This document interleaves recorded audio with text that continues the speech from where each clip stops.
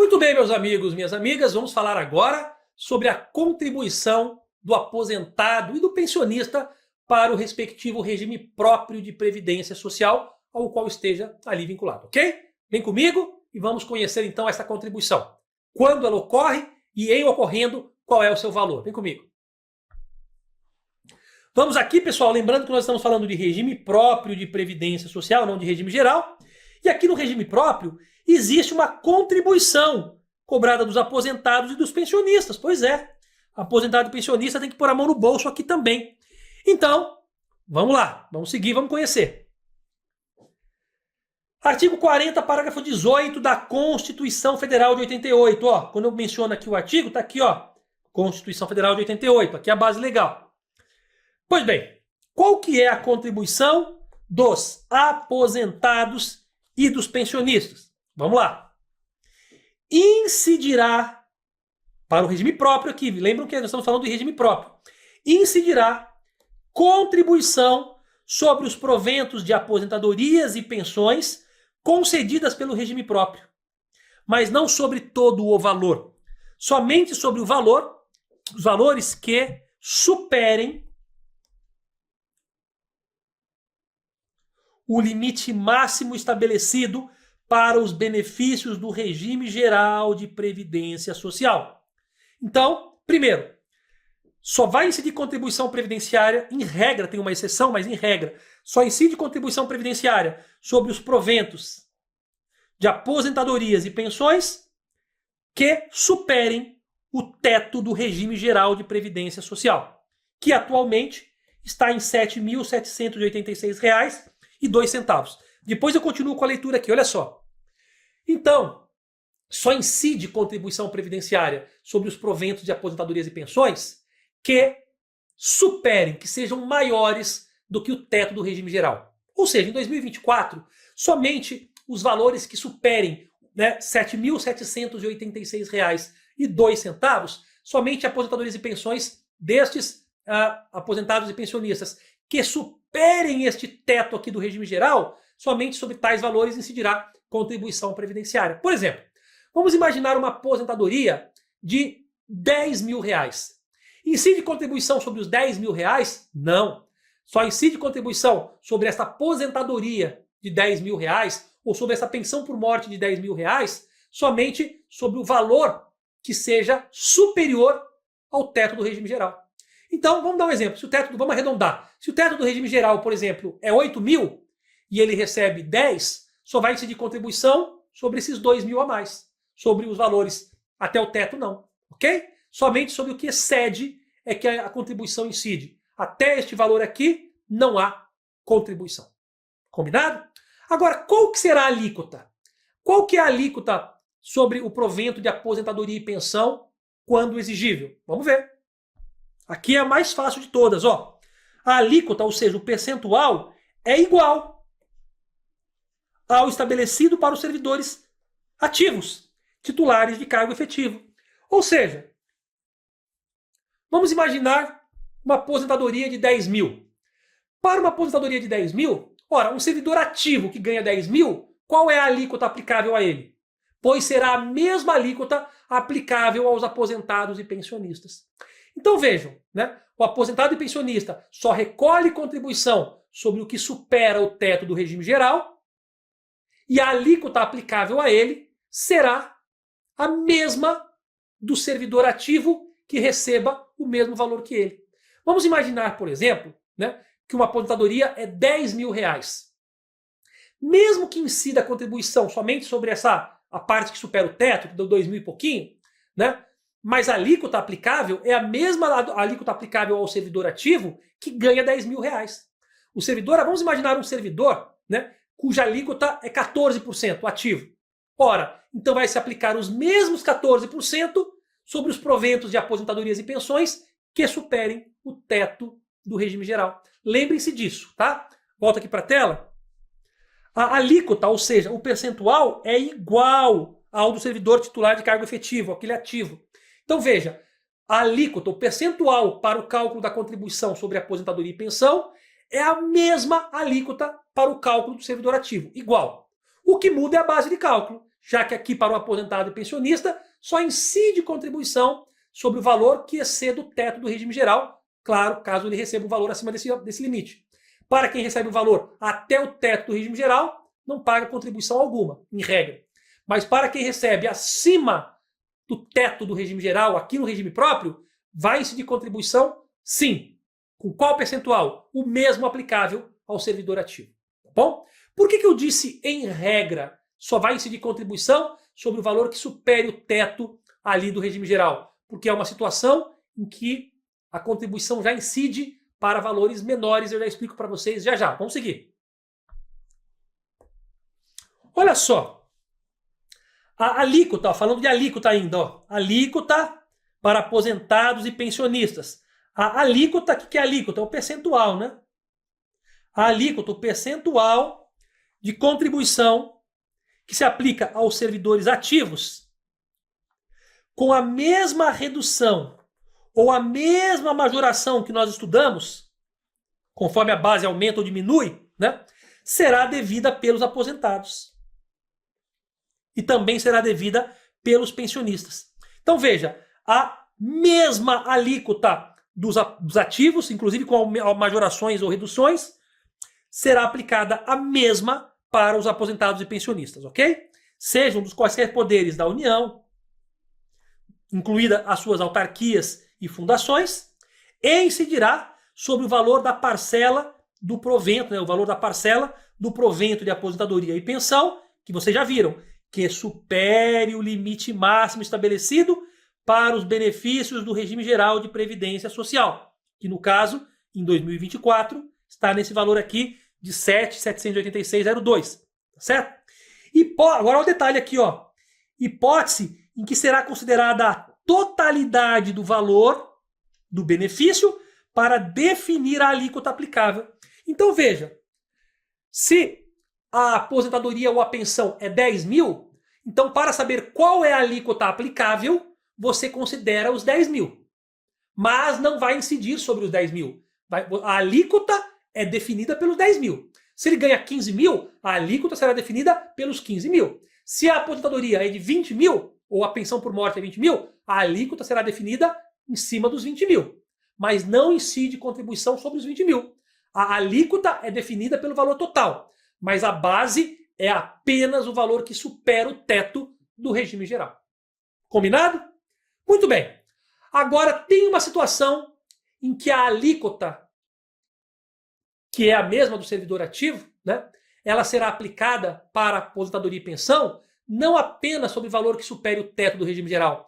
Há uma possibilidade de já se cobrar contribuição de aposentado e pensionista já a partir de um salário mínimo. Quer saber quando e como? Vamos ver. Está aqui, ó. No caso de déficit atuarial.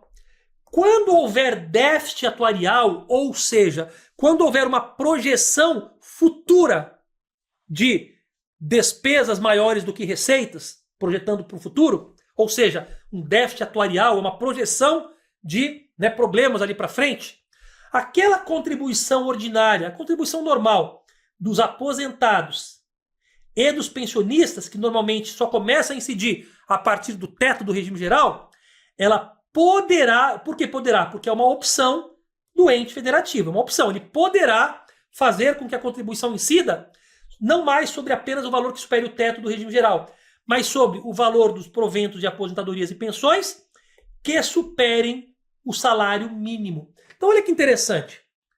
Vamos imaginar que um determinado estado fala, olha, eu tô com um déficit atuarial, ou seja, a minha projeção para o futuro é deficitária. Então, neste caso, ele pode mudar a sua lei e começar a cobrar contribuição dos aposentados e dos pensionistas, se assim desejar, já acima de um salário mínimo. Pode ser um salário mínimo, pode ser um salário mínimo e meio, pode ser 2, pode ser qualquer valor não inferior ao salário mínimo, ok? E tem que ser aqui, né, apenas ao que supere o salário mínimo. Então não pode cobrar sobre um salário mínimo ou o que for menor. Até um salário mínimo não é possível cobrar. Mas se houver déficit atuarial a ser equacionado, ou seja, uma projeção de despesas superando as receitas aí no futuro, ele projetou isso e viu que a coisa vai ficar ruim, então já pode definir qualquer valor, já acima de um salário mínimo, sobre o qual incidirá a contribuição, né, sobre provento de aposentadoria e pensão. É claro que tem que mudar a lei, né? Se apresentar o déficit atuarial, ele altera a lei dizendo, olha, em razão do déficit atuarial, aquela contribuição sobre proventos de aposentadorias e pensões, que começaria só ali, a partir do teto do regime geral, começará a partir de tal valor, que não pode ser inferior ao salário mínimo, pode ser um salário mínimo ou mais. Combinado? Então gravem isso. Em regra, só incide contribuição previdenciária sobre proventos de aposentadorias e pensões que superem o teto do regime geral. Mas em havendo um déficit atuarial a ser equacionado, esta contribuição sobre aposentadorias e pensões já pode se iniciar a partir de valores que superem um salário mínimo. Lembrando que, em qualquer caso, a alíquota de contribuição sobre aposentadoria e pensão é a mesma alíquota aplicável ao servidor ativo que receba uma remuneração equivalente. Combinado? Vamos seguir. Muito bem, pessoal. Seguindo aqui. Contribuição extraordinária. Olha só. Toda a contribuição que a gente falou até agora era a contribuição ordinária. A contribuição normal, aquela tradicional. Agora falaremos de uma contribuição extraordinária. Vamos para a tela. Demonstrada a insuficiência da medida prevista no slide anterior, ou seja, qual foi a medida prevista no slide anterior? Ora, diante de um déficit atuarial, começou a se cobrar contribuição sobre aposentadorias e pensões já a partir de valores que superem um salário mínimo. Talvez isso resolva o problema. Mas se mesmo cobrando contribuição sobre aposentadorias e pensões já desde aqui de valores mais baixos, a partir de um salário mínimo, não resolveu o problema, o que eu faço? Vamos ver. Se essa medida de cobrar contribuições sobre aposentadorias e pensões já acima de um salário mínimo não for suficiente, né, demonstrada a insuficiência para equacionar, para resolver o déficit atuarial, é facultada, é possível, é permitida a instituição de contribuição extraordinária. Isso apenas no âmbito da União. Segundo a Constituição Federal, aplica-se no âmbito da União, né, podendo então cobrar essa contribuição extraordinária tanto de servidores ativos, quanto de aposentados, quanto de pensionistas. Então olha que interessante. Imagine um estado, um município, sei lá, né? Nesse caso não, vamos falar agora da União, né? Estado e município, se identificou um déficit atuarial ou Distrito Federal, ele pode cobrar contribuições de aposentados e pensionistas já sobre um valor a partir de um salário mínimo. Beleza. Mas e no caso da União? Imagine que a União preveja um déficit atuarial. E mesmo cobrando contribuições sobre de aposentados e pensionistas acima de um salário mínimo, já começa a cobrar, vai arrecadar um monte de dinheiro a mais e mesmo assim não é suficiente. Neste caso, para os servidores públicos da União, pode-se instituir uma contribuição extraordinária. Né? Caso queira, a União pode instituir essa contribuição extraordinária a ser cobrada dos servidores públicos ativos, inativos e pensionistas, ou seja, pode ter uma contribuição extraordinária em caso de emergência ali, né, de déficit atuarial não equacionado, tanto para os servidores federais ativos, quanto os aposentados, quanto os pensionistas. Seguindo. Muito bem. Ainda sobre a contribuição extraordinária. A contribuição extraordinária, que nós vimos aqui em cima, nesse slide, na parte de cima do slide, deverá ser instituída simultaneamente com outras medidas que busquem equacionar o déficit. Não é apenas cobrar uma contribuição extraordinária e deixa para lá. Não. Tem que cobrar essa contribuição extraordinária e deverá instituir simultaneamente com essa contribuição extraordinária outras medidas emergenciais para buscar equacionamento desse déficit aqui no regime próprio de previdência dos servidores públicos da União. E tal contribuição extraordinária, ela vigorará por quanto tempo? Por quanto tempo os servidores ativos, aposentados e pensionistas da União deverão pagar essa contribuição extraordinária? Ora, por um período determinado. Tem que, então, dizer qual é o período de vigência dessa contribuição extraordinária. Ela não pode ser ad eterno, ok? E esse período a ser determinado deve ser contado da data de sua instituição. Quem vai determinar é a lei, né, pessoal? Pois bem, mas é possível sim. Então, primeira atitude para equacionar o déficit atuarial. Primeira atitude é começar a cobrar contribuição previdenciária de aposentado e pensionista, não apenas sobre o que supere o teto do regime geral, mas sobre valores que já superem um salário mínimo, já pode cobrar. Se não for suficiente, pode-se instituir uma contribuição extraordinária, que deve ser adotada tal contribuição, né, extraordinária, sobre a contribuição para ativos, aposentados e pensionistas. E além desta contribuição extraordinária, outras medidas devem ser adotadas concomitantemente. E tudo isso, pessoal, deve ser adotado, né, em conjunto, claro, com outras medidas concomitantes.